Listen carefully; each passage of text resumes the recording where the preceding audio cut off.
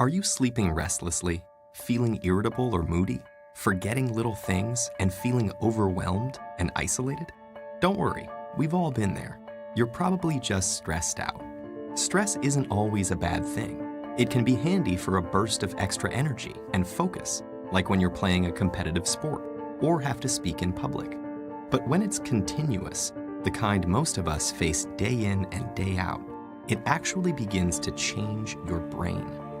Chronic stress, like being overworked or having arguments at home, can affect brain size, its structure, and how it functions, right down to the level of your genes. Stress begins with something called the hypothalamus-pituitary-adrenal axis, a series of interactions between endocrine glands in the brain and on the kidney, which controls your body's reaction to stress.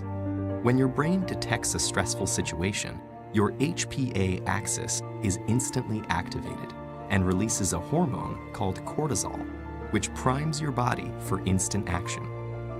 But high levels of cortisol over long periods of time wreak havoc on your brain. For example, chronic stress increases the activity level and number of neural connections in the amygdala, your brain's fear center. And as levels of cortisol rise, electric signals in your hippocampus, the part of the brain associated with learning, memories, and stress control, deteriorate. The hippocampus also inhibits the activity of the HPA axis, so when it weakens, so does your ability to control your stress. That's not all though.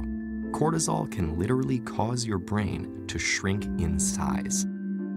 Too much of it results in the loss of synaptic connections between neurons and the shrinking of your prefrontal cortex, the part of your brain that regulates behaviors like concentration, decision-making, judgment, and social interaction. It also leads to fewer new brain cells being made in the hippocampus. This means chronic stress might make it harder for you to learn and remember things, and also set the stage for more serious mental problems like depression and eventually Alzheimer's disease. The effects of stress may filter right down to your brain's DNA. An experiment showed that the amount of nurturing a mother rat provides its newborn baby plays a part in determining how that baby responds to stress later in life. The pups of nurturing moms turned out less sensitive to stress because their brains developed more cortisol receptors, which stick to cortisol and dampen the stress response. The pups of negligent moms had the opposite outcome, and so became more sensitive to stress throughout life. These are considered epigenetic changes, meaning that they affect which genes are expressed without directly changing the genetic code. And these changes can be reversed if the moms are swapped. But there's a surprising result. The epigenetic changes caused by one single mother rat were passed down to many generations of rats after her. In other words, the results of these actions were inheritable. It's not all bad news though.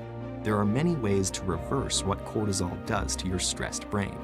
The most powerful weapons are exercise and meditation, which involves breathing deeply and being aware and focused on your surroundings.